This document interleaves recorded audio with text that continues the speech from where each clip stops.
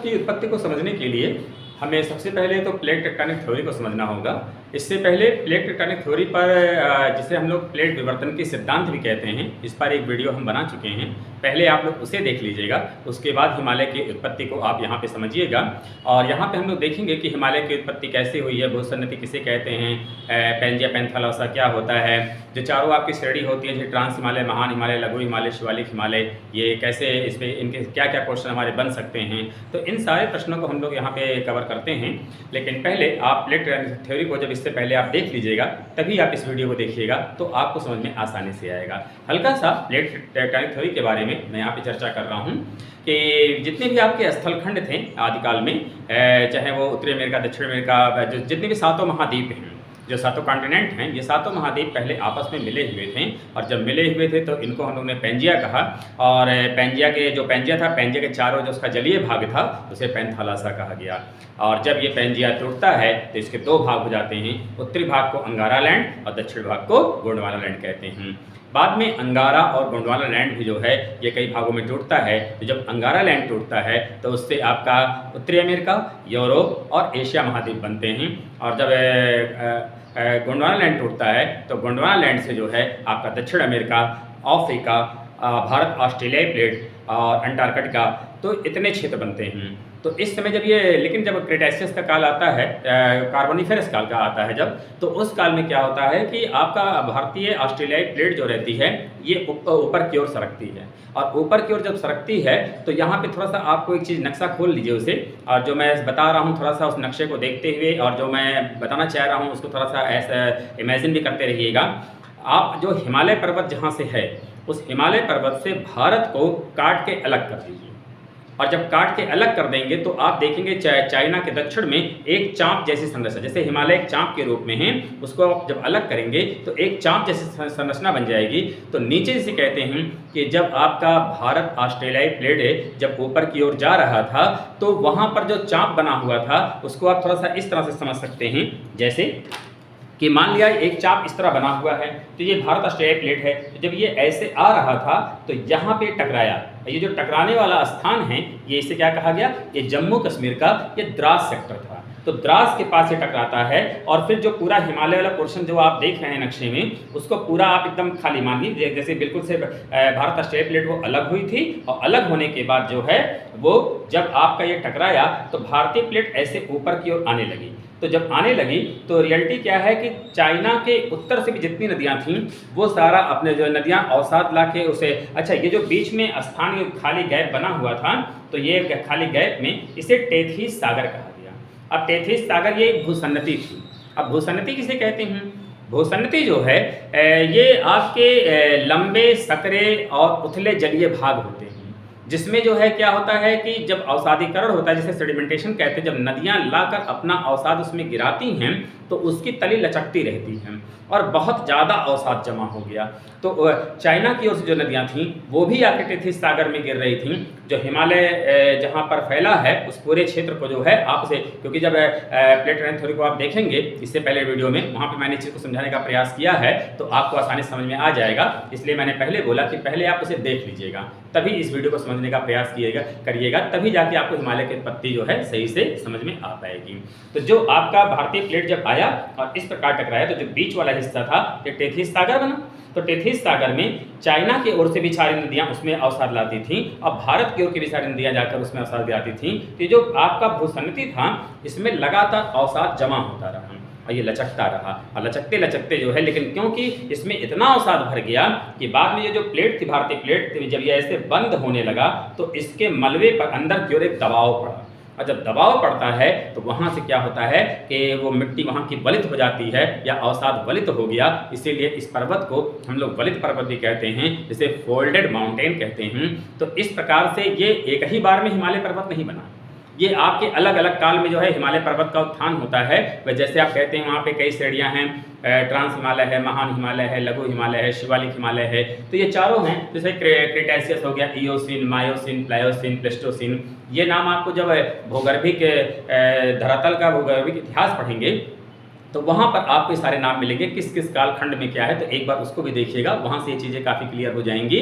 तो यहाँ पे जो क्रिटेशियस है, ये क्या नाम है, क्रिटेशियस है, इयोसिन, मायोसिन, प्लायोसिन, प्लीस्टोसिन, तो ऐसे अलग अलग काल में दबाव पड़ता गया, तो एक एक से उत्थान होते गए और इस प्रकार से ट्रांस हिमालय बना, फिर महान हिमालय बना, फिर लघु हिमालय बना, फिर शिवालिक बना। शिवालिक के दक्षिण में भी एक दिल्ली हार्सिल कटक के पास एक और जिसे कहते हैं कि उत्थान होने की संभावना फ्यूचर में है, लेकिन वो कब होगा, कितनी पीढ़ी के बाद होगा, ये तो खैर भविष्य बताएगा। लेकिन अभी भी भूगोलवेत्ता ये गेस करते हैं कि अभी हिमालय के दक्षिण में भी एक उत्थान हो सकता है। तो इस प्रकार से हिमालय की ये श्रेणी जो है, चारों जो सीरीज़ हैं ये आपकी यहाँ पर बनी हैं। तो ये आपको जो हिमालय की 4 श्रेणियाँ हैं, तो इनमें जो ट्रांस हिमालय है, ट्रांस हिमालय के ही आपके कुछ भाग रहते हैं। जैसे आप कहते हैं कि तिब्बत का पठार, कराकोरम, लद्दाख, जास्कर, तो थोड़ा इससे भी क्वेश्चन बनते हैं। हालांकि इनको थोड़ा हम लोग अलग से समझ लेते हैं।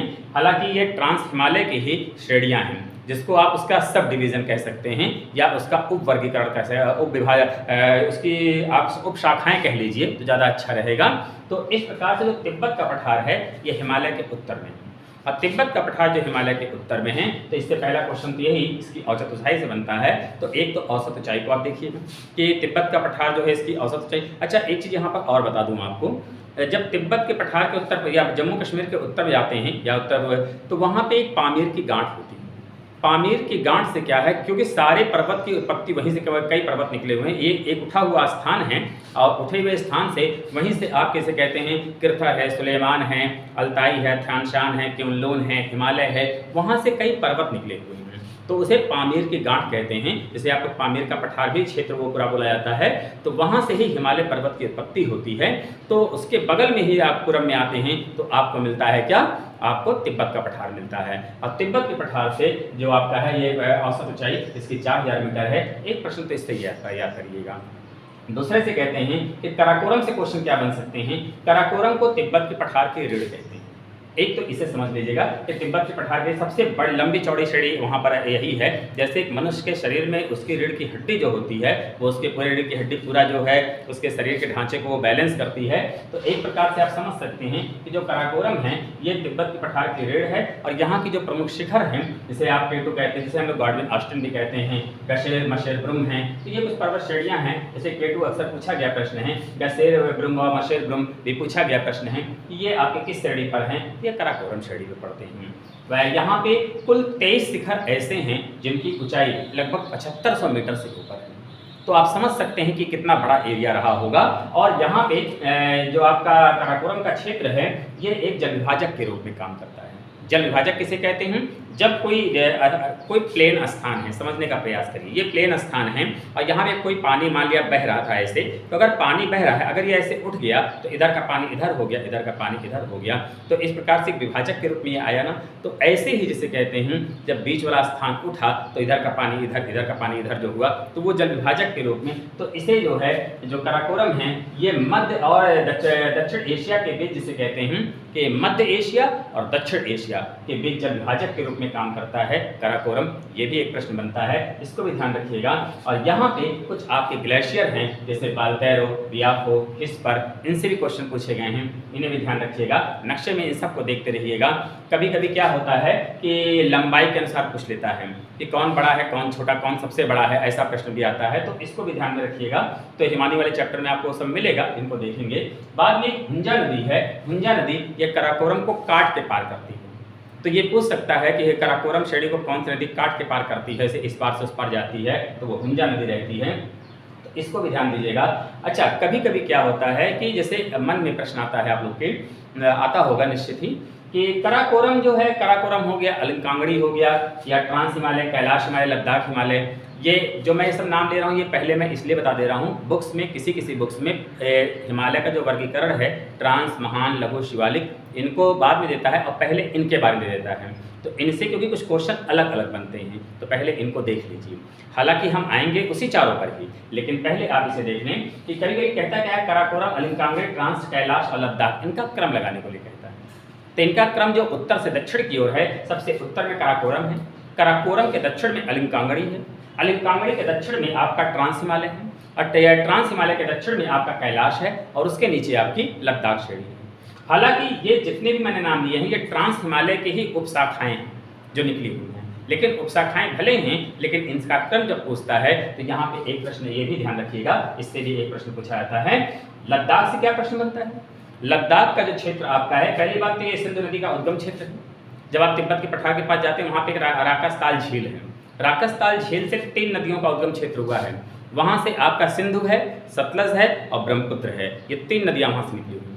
तो उसमें से जो सिंधु का उद्गम जो है इधर का आता है वो लद्दाख क्षेत्र के पास ही पड़ता है, और ये नेपाल और तिब्बत के बीच ये जल विभाजक का काम करता है। यदि कभी पूछता है कौन सी श्रेणी नेपाल और तिब्बत के बीच जल विभाजक का काम करता है, तो वो लद्दाख श्रेणी आपकी है। इसमें लद्दाख श्रेणी में सबसे ऊंची चोटी ये गुरला मानधाता है। इससे भी क्वेश्चन पूछे गए, इनको भी थोड़ा ध्यान में रखिएगा कि गुरला मानधाता इसकी सबसे ऊंची चोटी है। सतलज नदी इसको काट के पार करती है। ये पूछा गया प्रश्न है कि लद्दाख को कौन सी नदी काट के पार करती है, तो सतलज नदी, इसीलिए इस नदियों को पूर्ववर्ती नदी कहते हैं। तो इनको भी थोड़ा ध्यान रखेंगे। ये सारे बाद में जास्कर आता है, तो जास्कर से जो श्रेणी होती है ये हिमालय की सबसे उत्तरी शाखा है, तो इसको भी ध्यान रखिएगा। और लद्दाख और हिमालय के मध्य से कहते हैं ये है, और इसकी जो प्रमुख चोटी आती है लद्दाख की वो कामेत है। कामेत को भी पूछा गया है। कभी कभी पर्वत श्रेणियों का नाम देके पूछता है, कहता है पूरब से पश्चिम इनका क्रम बताइए या पश्चिम से पूरब क्रम बताइए। तो ऐसे प्रश्न में घबराने की आवश्यकता नहीं है। सबसे पहले ये ध्यान दे लिया कीजिए कि ये पर्वत श्रेणियाँ किन किन राज्यों में, तो किन किन राज्यों में है, तो राज्यों को अगर आप ध्यान में रखेंगे तो ये पर्वत श्रेणी आसानी से पूरब से पश्चिम का क्रम लग जाता है। लेकिन कभी कभी ऐसा भी होता है कि एक ही राज्य की 2 पर्वत श्रेणी दे देगा, तो उनमें थोड़ा सा ध्यान दें। जैसे उत्तराखंड की कुछ चोटियां हैं, सिक्किम की हैं, और अरुणाचल का है और जम्मू कश्मीर का है। इन 4 राज्यों में जो आपकी पर्वत चोटियां होती हैं, इन पर थोड़ा विशेष रूप से नक्शे में देख लीजिएगा। और जो फेमस पर्वत चोटियां हैं, खाली उन्हीं के बारे में एग्जाम में प्रश्न पूछता है। तो ये हिमालय का एक शुरुआती इसे कहते हैं कि ये ट्रांस हिमालय की जो उनकी उपशाखाएं थी, इनसे एक प्रश्न है। हिमालय को जो हम देखते हैं ये किस काल में बना हुआ था? ये टर्शियरी काल में बना हुआ है। ये कैसा पर्वत है? ये वलित पर्वत है, फोल्डेड माउंटेन है। इसकी कितनी श्रेणियां हिमालय की? मोटे तौर पे इसे 4 श्रेणियों में डिवाइड किया गया है। तो 4 श्रेणियों में सबसे पहले आपका ट्रांस हिमालय आता है। जो ट्रांस हिमालय है ये सबसे ऊपर की जो है, जो 4 श्रेणियां होती हैं, तो सबसे ऊपर जो है आपका ट्रांस हिमालय। लंबाई इसकी कम है, 960 किलोमीटर के करीब ही इसकी लंबाई होती है। और चौड़ाई जो आपका है, ये चौड़ाई इसके बीच में तो चौड़ाई ये 225 किलोमीटर के करीब है, लेकिन किनारों पर हम पूर्व और पश्चिम में जाते हैं तो ये केवल 40 किलोमीटर इसकी चौड़ाई पड़ती है। तो आखिर लेकिन ये जो आप ट्रांस हिमालय की लंबाई 960 किलोमीटर जो देख रहे हैं, ये हिमालय की अगर वास्तविक लंबाई देखा जाए तो हिमालय के पास आप जम्मू कश्मीर के पास जाते हैं तो एक मोड़ वहाँ है, और एक जिसे कहते हैं अरुणाचल प्रदेश के पास जाते हैं। तो भारत में जो इसकी लंबाई है, जो आपके जो है क्या नाम है, जम्मू कश्मीर के पास से लेकर होते और नेपाल और भूटान होते हुए अरुणाचल प्रदेश तक होते हुए और वर्मा कैराकानियोमा तक, जहाँ तक भारत की सीमा है, तो इसकी लंबाई 2400 किलोमीटर है। लेकिन अगर हम देखते हैं पामीर की गांठ से जहाँ से ये निकला हुआ है और वहाँ से लेकर वर्मा कैराकानियोमा तक देखते हैं, तो ये पूरा का पूरा जो हिमालय क्षेत्र है लगभग 5000 किलोमीटर लंबाई क्षेत्र में फैला हुआ है, और लगभग 5 लाख वर्ग किलोमीटर क्षेत्र में फैला हुआ है। तो हिमालय की लंबाई तो भी ज़्यादा है और इसकी बहुत बड़े क्षेत्रफल में भी फैला हुआ है। तो हिमालय में इसे कहते हैं। तो यहाँ पे ये तो केवल ट्रांस हिमालय की लंबाई बताई गई है कि 960 किलोमीटर है, और जो ट्रांस हिमालय है ये बीच में चौड़ा है, लेकिन किनारों पे ये पतला है। तो किनारों पे 40 किलोमीटर की चौड़ाई है, लेकिन बीच में आते हैं 225 किलोमीटर की चौड़ाई है। तो इसको ध्यान रखिएगा। औसत ऊंचाई जो उसकी है वो 3100 से लेके 3700 मीटर है। अच्छा, ट्रांस हिमालय में क्योंकि जो साइबेरिया की पौने आती हैं वो रूस की ओर से, जब साइबेरिया से पौने आती हैं ठंडी तो वो हिमालय तो रोक देता है। तो ये जो ट्रांस हिमालय वाला एरिया है इस साइबेरिया पौनों के क्षेत्र में आता है। तो क्षेत्र में आने की वजह से क्या होता है, ये बड़ा ठंडा रहता है, इसलिए यहाँ पर शीत कटिबंधीय जलवायु पाई जाती है। यहाँ पर वनस्पतियों का पूर्णता अभाव रहता है, और यहाँ पर जो है वनस्पतियों का भी पूर्णता अभाव रहता है। और साथ में से कहते हैं इसमें क्या नाम है, सिंध और लद्दाख, जो सिंध नदी यहाँ बहती है वो सिंध नदी जो है लद्दाख और जास्कर के बीच बहती है। ये भी क्वेश्चन पूछा गया है, तो इसको भी ध्यान रखेंगे। और इस ट्रांस हिमालय की रचना किससे हुई है, ये परतदार चट्टानों से हुई है। तो ये आपका एक ट्रांस हिमालय का छोटा सा जितने क्वेश्चन बन सकते हैं इनको ध्यान रखिएगा। कुछ क्वेश्चन जो आपके तिब्बत से, काराकोरम से है, लद्दाख से, जास्कर से, इनसे क्वेश्चन बनते हैं। ये सब आपके ट्रांस हिमालय की उपशाखाएं हैं, लेकिन ट्रांस हिमालय को एक छोटे से रूप में यहाँ पर बताने का प्रयास किया गया है। ट्रांस हिमालय के जब आप दक्षिण में आते हैं, तो ट्रांस हिमालय के दक्षिण में जब हम आते हैं तो सीधे नीचे ही दक्षिण आने पर तो महान हिमालय की श्रेणी पड़ती है। महान हिमालय के 2-3 नाम रखे गए हैं, इनको ध्यान रखिएगा। महान हिमालय को ही ग्रेटर हिमालय कहते हैं, इसी को इनर हिमालय कहते हैं। तो ये चाहे महान हिमालय कहिए, चाहे ग्रेटर हिमालय कहिए, चाहे इनर हिमालय कहिए, ये सब एक ही है। तो इनकी रचना किससे हुई है? इनकी रचना ग्रेनाइट और नीस और शिस्ट से हुई है। इस बात पे विशेष ध्यान रखिएगा कि जब ट्रांस हिमालय की बात आती है तो इसकी रचना जो हुई है ये परतदार चट्टानों से बना है, लेकिन जब हम महान हिमालय में आते हैं तो ग्रेनाइट, नीस और शिस्ट से इसका निर्माण हुआ है। और महान हिमालय की जो लंबाई है, क्योंकि ये कर्व लिया हुआ है तो इसकी लंबाई लगभग 2500 किलोमीटर हो जाती है वैसे। और लेकिन इसकी जो औसत ऊंचाई होती है इस हिमालय की, महान हिमालय केवल महान हिमालय का लेते हैं तो ये 6100 मीटर है, लेकिन जब पूरे हिमालय का हम औसत ऊंचाई लेते हैं तो वो 6000 मीटर है। इस पर ध्यान रखिएगा, कथन कारण में ऐसे क्वेश्चन पूछता है, या कभी हिमालय के संदर्भ में कौन सी लाइन सही है या गलत है, ऐसा करके जब क्वेश्चन पूछता है तो पूरे हिमालय की जब औसत ऊंचाई करते हैं वो आपका 6000 मीटर है, लेकिन केवल अगर महान हिमालय की कहेंगे तो लगभग 6100 मीटर की आती है और इसकी लंबाई 2500 किलोमीटर है, लेकिन जो इसकी चौड़ाई होती है वो 150 किलोमीटर है। यहाँ पर 40 इस महान हिमालय में ऐसी ज्ञात चोटियां हैं जिनकी ऊंचाई 7000 मीटर से ज़्यादा है। तो 7000 मतलब आप समझ सकते हैं कि 40 ऐसी ज्ञात चोटियां हैं जिनको खोजा गया है, जिनकी ऊंचाई 7000 मीटर से ज़्यादा है, और 243 to 43 इतने शिखर ऐसे हैं जिनकी ऊंचाई 6000 मीटर से ज़्यादा है। और अभी बहुत सारी पर्वत चोटियाँ ऐसी हैं जिनकी खोज हो ही नहीं पाई। तो कहने का मतलब ये है कि यह बहुत बड़ा क्षेत्र है, और इस महान हिमालय की जब सबसे ऊंची चोटी की बात करते हैं तो नामचा बरवा आपका आता है, जो अरुणाचल प्रदेश में। तो इसको भी ध्यान रखिएगा। यहाँ पे कुछ नदियों का उद्गम क्षेत्र ये रहा है, यहीं से साल्विन, यांगत्से, गंगा, यमुना इसका उद्गम क्षेत्र रहा है। तो ये भी प्रश्न पूछे गए हैं कि कहाँ से, क्योंकि नदियों का उद्गम क्षेत्र किस हिमालय से है, तो इसको यहाँ पे दुनिया की जो सबसे ऊंची चोटियाँ हैं जैसे आपका नंदा देवी, एवरेस्ट, धौलागिरी, मंकालू, बद्रीनाथ, ये सारा का सारा जो उद्गम स्थल है वो इन्हीं से। बाद में जब हम लघु हिमालय के इसमें तीसरे में आते हैं, सबसे ऊपर ट्रांस हिमालय, फिर आपका महान हिमालय, उसके नीचे लघु हिमालय। लघु हिमालय के भी इसके 3 नाम हैं, इसे लघु हिमालय भी कहते हैं, इसे लेजर हिमालय भी कहते हैं, इसे मध्य हिमालय भी कहते हैं। तो लेकिन इनकी ऊंचाई बहुत ज़्यादा नहीं है, औसत ऊंचाई जो इनकी है वो 2000 मीटर से लेकर 3500 मीटर की बीच है, लेकिन जो इनकी लंबाई होती है वो आपके इनकी चौड़ाई जो होती है, चौड़ाई इनका 65 से 80 किलोमीटर के बीच में है। तो इसकी ऊंचाई बहुत ज़्यादा नहीं है, लेकिन इससे जो प्रश्न पूछे जाते हैं, पहली बात तो ये जान जाइए कि जो आपका लघु हिमालय है, ये लघु हिमालय जो है पंजाब में और नेपाल में ये बिल्कुल से सीरीज के रूप में, ये कहीं भी कटा फिटा नहीं है।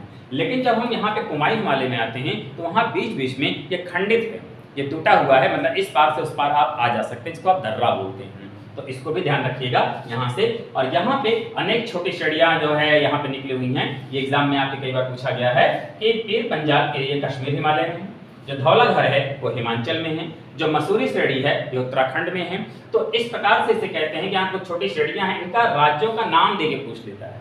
तो जैसे फिर पंजाब कहाँ है, धौलाधर कहाँ है, मसूरी कहाँ है। अब इसमें एक बात और ध्यान रखिएगा, जब जम्मू कश्मीर में हम आते हैं तो जम्मू कश्मीर में भी आपके जो ये सारे हिमालय का जो वर्गीकरण किया जा रहा है वो तो खैर है ही है। कभी कभी पूछता है काराकोरम, लद्दाख, जास्कर, पीर पंजाल, पंगी, इनका क्रम लगाने के लिए कहता है। तो मैं जिस क्रम में बोला हूँ यही क्रम ही है। आप जब नक्शे में जाएंगे और होता है क्या जम्मू कश्मीर का आप स्पेशल नक्शा खोलेंगे तो वहाँ पे जो है काराकोरम, लद्दाख, जास्कर, पीर पंजाल, पंगी, ये आपकी श्रेणी है। कभी कभी इनका उत्तर से दक्षिण क्रम लगाने के लिए पूछता है, तो इस पर भी थोड़ा विशेष ध्यान देने की आवश्यकता है। और साथ में ये प्रश्न तो कई बार पूछा हुआ है कि धौलाधर श्रेणी ये किस में है, तो ये आपके लघु हिमालय में है और हिमाचल क्षेत्र में आता है। तो इस पर भी विशेष ध्यान देने की आवश्यकता है। ये लघु हिमालय इसकी रचना किससे हुई है, तो ये स्लेट, चूना पत्थर, क्वार्ट्ज से हुआ है। लेकिन एक बात ध्यान रखिएगा, इसमें जीवाशेष नहीं पाए जाते हैं।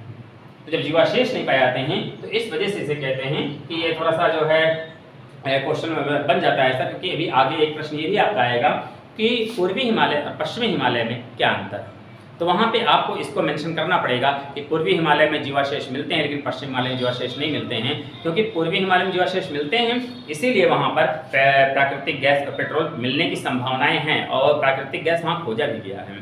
लेकिन जब हम पश्चिम हिमालय में आते हैं तो वो नहीं मिलता है, क्योंकि जीवाशेष नहीं है। तो वहाँ पे ऐसे कोई कार्बनिक अवशेष मिलता है, पेट्रोल और प्राकृतिक गैस मिलने का कोई चांस भी नहीं बनता है। इसको भी ध्यान रखिएगा कि कथन कारण में ये भी पूछा सकता है। ये जो लघु हिमालय है इसके ढलानों पर घास के मैदान पाए जाते हैं। जो आपका लघु हिमालय है, इनके जो ढालान होते हैं, इसमें जो घास के मैदान होते हैं, इनको हम क्या कहते हैं, कश्मीर में इनको मर्ग कहते हैं और उत्तराखंड में इनको बुग्याल या प्यार कहते हैं। तो जैसे आपने कहा कश्मीर में इनको मर्ग कहते हैं, जैसे गुलमर्ग, सोनमर्ग, ये इसका एग्जाम्पल है। पूछता है कि गुलमर्ग, सोनमर्ग ये कहाँ है, ये जम्मू कश्मीर में है। लेकिन जब ये पूछता है कि बुग्याल या प्यार कहाँ है, ये आपके उत्तराखंड में है। तो ये क्या है, उत्तराखंड में ये आपके घास के मैदान है जो कि ढालों पे पाए जाते हैं। तो इनको भी ध्यान रखिएगा। बाद में जब हम चौथा पे आते हैं, वो हम शिवालिक श्रेणी पे आते हैं। अब शिवालिक श्रेणी क्या है? शिवालिक श्रेणी जो आपकी है, ये चौथी श्रेणी है। सबसे ऊपर ट्रांस हिमालय, फिर महान हिमालय, फिर लघु हिमालय, फिर शिवालिक हिमालय। शिवालिक हिमालय जो रहता है, इसको ये पंजाब के पोतवार बेसिन से लेकर आपके पाकिस्तान में जाइए, जहाँ पे पाकिस्तान का पंजाब, जैसे पंजाब का कुछ हिस्सा भारत में, कुछ हिस्सा पाकिस्तान में है, तो वहाँ पोतवार बेसिन के दक्षिण से हम देखते हैं, और उसके दक्षिण से लेकर और कोसी नदी तक, वहाँ तक इसे कहते हैं, लगभग इसे कहते हैं कि ये उसे पोतवार बेसिन से लेकर कोसी नदी के बीच ही फैला हुआ है। और चौड़ाई इसकी बहुत कम है, 10 से 50 किलोमीटर है, लेकिन जो अधिकतम इसकी ऊंचाई है वो 1300 मीटर है। तो यहाँ पे नदियों का कोई उद्गम भी नहीं है। एक आध दो स्थानीय नदियाँ हैं, जैसे हिंडन है, सोलानी है, तो ये सब वहाँ पे स्थानीय नदियाँ हैं। ये पूछा गया प्रश्न है, हिंडन है, सोलानी किस हिमालय की नदियाँ हैं? तो ये आपके शिवालिक हिमालय की नदियाँ हैं। और शिवालिक की रचना किससे हुई है? ये कंकड़, पत्थर, बालू जैसे ढीले पदार्थों से हुआ है। तो इसकी ऊंचाई भी ज़्यादा नहीं है, लेकिन ये सब जो है कंकड़, पत्थर, बालू। तो यहाँ पे रचना को विशेष ध्यान रखिएगा। शिवालिक की रचना किससे हुई? कंकड़, पत्थर, बालू से हुआ है। लघु हिमालय की रचना किससे हुई है? स्लेट, चूना, पत्थर, क्वार्ट्ज से हुआ है। महान हिमालय की रचना किससे हुई है? ग्रेनाइट और नीच से हुआ है। ट्रांस हिमालय की रचना किससे हुई है? ये आपकी परतदार चट्टानों से हुआ है। तो इस पर विशेष ध्यान रखिएगा, क्योंकि ऐसा इनका निर्माण किससे हुआ है, ये प्रश्न पूछा जाता है। और साथ में इसे कहते हैं शिवालिक हिमालय के पीछे लघु हिमालय से अलग करने वाली एक लंबाकार घाटियां हैं। जो शिवालिक हिमालय, जैसे लघु हिमालय है और ये लघु हिमालय, ये शिवालिक हिमालय है, तो इनकी जो लंबाकार बीच में घाटियां हैं, उन घाटियों को पश्चिम में दोन कहते हैं और पूरब में द्वार कहते हैं। जैसे आपका दोन, जैसे देहरादून, कोठारी दोन, या द्वार में जैसे हरिद्वार। तो इस प्रकार से कहते हैं शिवालिक के पीछे लघु हिमालय से अलग करने वाली जो लंबे आकार की घाटियां होती हैं, उन्हें हम क्या कहते हैं? दोन और द्वार कहते हैं। तो इस पे ये आपके मोटे मोटे रूप में कम समय में ही आपको एक रफली आपको बताया गया है, लेकिन इस पे ज़रा ध्यान ये भी देना है। इस पे ध्यान क्या देना है कि मेरे इसमें कुछ दर्रे होते हैं, कुछ ग्लेशियर होते हैं। तो ग्लेशियर किताबों में जहाँ पे दिया है, तो ग्लेशियर में जो सबसे बड़ा ग्लेशियर है आप उसको ध्यान दीजिएगा, या शुरुआती 2-4 ग्लेशियर जो फेमस हैं खाली उनको ध्यान दे लीजिएगा। तो उनको ध्यान देने से आपके ग्लेशियर क्लियर हो जाते हैं। और जो दर्रे हैं किन किन राज्यों में, जैसे आपके जो जम्मू कश्मीर के दर्रे हो गए, उत्तराखंड के हो गए, हिमाचल के हो गए, अरुणाचल के हो गए, तो इन दर्रों को ध्यान दे लीजिएगा। दर्रा किसे कहते हैं? जो पास में जैसे कोई सीरीज है तो बीच में टूटी है, जैसे कोई बाउंड्री वाल है। अब बाउंड्री वाल है तो हमें उस पार जाना है, तो मेरे पास दो ही ऑप्शन हैं, या तो हम कूद के चले जाएं या तो हम तोड़ के चले जाएं। तो जैसे कोई बाउंड्री वाल है तो बीच में कहीं टूटा रहे और इस पार से हम उस पार चले जाते हैं, तो ऐसे जो पर्वत की श्रेणी होती है, इस पार से उस पार जाने का जो रास्ता होता है उसे दर्रा बोलते हैं। तो इन दर्रों को भी ये आपके मैक्सिमम हर बुक्स में दिया हुआ है, तो जो फेमस एग्जाम में रिपीट रहते हैं उनको विशेष ध्यान दीजिए, तो आपका काम वहाँ आसानी से हो जाता है। एक प्रश्न इसलिए बहुत इंपॉर्टेंट बनता है आपके हिमालय पर्वत में ही, कि नदियों के आधार पर हिमालय का वर्गीकरण या क्लासिफिकेशन, कि नदियों के आधार पे हिमालय का वर्गीकरण क्या होता है। तो नदियों के आधार पे इसमें जैसे नदियों को थोड़ा नक्शे को आप अपने खोल लीजिए, उसको ज़रा देखने का प्रयास करिए कि एक सिंध नदी है, सिंधु है, सतलज है, काली है, तिस्ता है और ब्रह्मपुत्र है। तो सिंध नदी जो है वो आपके जम्मू कश्मीर के ऊपर से है, और सिंध के बाद जो है सतलज है। तो सिंध और सतलज का जो बीच का क्षेत्र है, क्योंकि इसमें मैक्सिमम हिस्सा पंजाब का पड़ता है, इसीलिए उसको पंजाब हिमालय कहते हैं। लेकिन जब हम सतलज और काली के बीच आते हैं, काली जो है भारत और नेपाल के बीच की जो है सीमा रेखा पर बहती है, तो आपके सतलज और काली का जो बीच का क्षेत्र है वो जो है उसे हम क्या कहते हैं? कुमायूं हिमालय कहते हैं, क्योंकि उत्तराखंड का कुमायूं क्षेत्र उसमें आता है, इसलिए इसको कुमायूं हिमालय कहते हैं। जब काली और तिस्ता के बीच आते हैं, मतलब नेपाल के पूरब में तिस्ता है और नेपाल के पश्चिम में जो है काली है, तो काली और तिस्ता के बीच का जो हिमालय होता है उसमें मैक्सिमम हिस्सा क्योंकि नेपाल का आता है, उसे हम नेपाल हिमालय कहते हैं। और तिस्ता और ब्रह्मपुत्र के बीच, ठीक है, ब्रह्मपुत्र जब अरुणाचल में जाएंगे तो उसमें मैक्सिमम हिस्सा क्योंकि आसाम का आता है, इसीलिए हम इसे क्या कहते हैं? आसाम हिमालय कहते हैं। तो इस प्रकार से नदियों के आधार पर जब हिमालय का वर्गीकरण कहते हैं तो हम क्या क्या कहते हैं? पंजाब हिमालय, कुमायूं हिमालय, नेपाल हिमालय, आसाम हिमालय। अब इसमें भी क्वेश्चन बनाता है, इसमें क्वेश्चन क्या बनता है कि इन चारों हिमालय का लंबाई के आधार पर क्रम लगाने के लिए कहता है। तो जब चारों हिमालय का लंबाई के आधार पर क्रम लगाने के लिए कहता है, तो इसमें सबसे लंबा जो आपका है वो क्या है? वो आपका नेपाल हिमालय है। तो नेपाल हिमालय की लंबाई लगभग 800 किलोमीटर है। लंबाई याद करने की आवश्यकता नहीं है, बस कौन हिमालय किसके बाद है क्रम याद कर लीजिए तो आपका काम चल जाएगा। तो यहाँ पे नेपाल हिमालय जो है ये 800 किलोमीटर की लंबाई है, और जब आसाम हिमालय आते हैं ये 720 किलोमीटर के करीब इसकी लंबाई है। जब हम आते हैं पंजाब हिमालय में ये 560 किलोमीटर की लंबाई है, और जब आते हैं कुमाऊं हिमालय में 320 है। आप वैसे भी नक्शे में अगर नदियों को देख लेंगे और नदियों का मार्ग देख लेंगे तो खुद ही क्लियर हो जाएगा कि कौन हिमालय ज़्यादा लंबा है। तो इस प्रकार से आपको इसे कहते हैं जो ध्यान देने योग्य बातें हैं। आपका पहली बात तो जो जम्मू कश्मीर की आपकी 5 श्रेणी मैंने बताया है, एक काराकोरम, लद्दाख, जास्कर, पीर पंजाल, पंगी। दूसरा इसे कहते हैं कि यहाँ तिब्बत है, काराकोरम है और लद्दाख है, जास्कर है, इनमें जो कुछ स्पेशल क्वेश्चन बन रहे हैं। साथ ही जो आपके चारों हिमालय हैं, ट्रांस हिमालय, महान है, लघु है, शिवालिक है, इनसे जो क्वेश्चन बन रहे हैं किससे इसकी रचना हुई है। नदियों के आधार पर जो इसका वर्गीकरण होता है उसका ये क्वेश्चन बनता है। अब एक क्वेश्चन जो इसमें बहुत इंपॉर्टेंट बन रहा है, थोड़ा उसको भी हम लोग देख लेते हैं। जितने भी आपके चारों सीरीज हैं, जो आपका ट्रांस हिमालय, महान हिमालय, लघु हिमालय, शिवालिक है, इन सब के बीच में एक फॉल्ट है। जैसे आप ट्रांस हिमालय लिए और नीचे महान हिमालय लिए तो इनके बीच में एक फॉल्ट है, ठीक है। तो उस फॉल्ट को क्या कहते हैं, तो आप इसका क्रम ही याद कर लीजिए। कैसे याद करना है, बड़ा आसान है। तो यहाँ पे जब आते हैं ट्रांस हिमालय और महान हिमालय के बीच में, उसे हम लोग हिंज लाइन कहते हैं। तो पहले तो हिंज लाइन याद करिए, ट्रांस हिमालय और महान हिमालय के बीच में है, और जैसे ही हम लोग महान और लघु के बीच में आते हैं उसे हम लोग क्या कहते हैं, उसे मेन सेंट्रल थ्रस्ट कहते हैं। तो क्योंकि हिमालय एकदम बीचों बीच में है तो ये मेन हो गया, इसे मेन सेंट्रल थ्रस्ट कर लीजिए। और जब हम लोग महान और लघु के बीच में कहते हैं उसे हम लोग मेन बाउंड्री फॉल्ट कहते हैं। और जो आपका शिवालिक के दक्षिण में है उसे हम क्या कहते हैं, हिमालय फ्रंट फॉल्ट कहते हैं।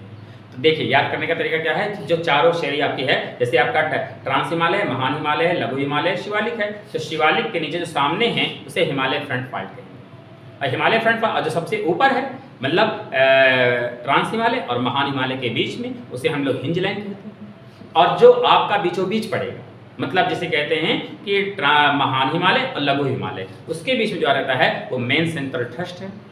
और जो आपका जो है लघु हिमालय और शिवालिक के बीच में, उसे मेन बाउंड्री फॉल्ट कहते हैं। तो इस प्रकार से जो चारों फॉल्ट हैं आप इसको ध्यान रखिएगा। ये जो हिमालय के आधार पर इसका वर्गीकरण किया, नदियों के आधार पर इसका वर्गीकरण किया गया है, इसको ध्यान रखिएगा। चारों सीरीज जो है इनसे ध्यान रखिएगा। और हिमालय के शुरुआती से भी क्वेश्चन ध्यान रखिएगा कि हिमालय की पूरे हिमालय की औसत ऊंचाई कितनी है, 6000 मीटर है। पूरे हिमालय की लंबाई भारत में कितनी है, 2400 किलोमीटर है। कितने क्षेत्रफल में फैला है, आपको अगर पूरा पूछते हैं कितना है तो 5000 किलोमीटर इसकी लंबाई है। कितने वर्ग किलोमीटर क्षेत्र में फैला है, लगभग 5 लाख वर्ग किलोमीटर क्षेत्र में फैला है। चौड़ाई इसकी कितनी है, 150 से 400 किलोमीटर के बीच पड़ती है। तो इनको भी थोड़ा सा ध्यान देने की आवश्यकता है। अगर रफली पढ़ लेते हैं तो ये मोटी मोटी चीज़ें। अगर अब इसके बाद आप थोड़ा सा जो है जाइएगा नदी वाले चैप्टर में, इनसे कौन कौन सी नदियाँ, हालांकि उस पर एक वीडियो हम बनाने वाले हैं जल्दी ही, नदियों के क्रम के अपवातन के बारे में, जिसे ड्रेनेज सिस्टम कहते हैं। तो उस पर भी कौन कौन सी नदियों से कैसे क्वेश्चन बनते हैं वो मैं आपको दूंगा। लेकिन अगर आप प्लेट टेक्टोनिक थ्योरी को और यहाँ पे हिमालय के उत्पत्ति को दोनों वीडियो एक साथ देखेंगे तो निश्चित ही हिमालय का काफ़ी हद तक कॉन्सेप्ट आपको क्लियर हो जाएगा। यहाँ तक इस पर विशेष ध्यान दीजिए।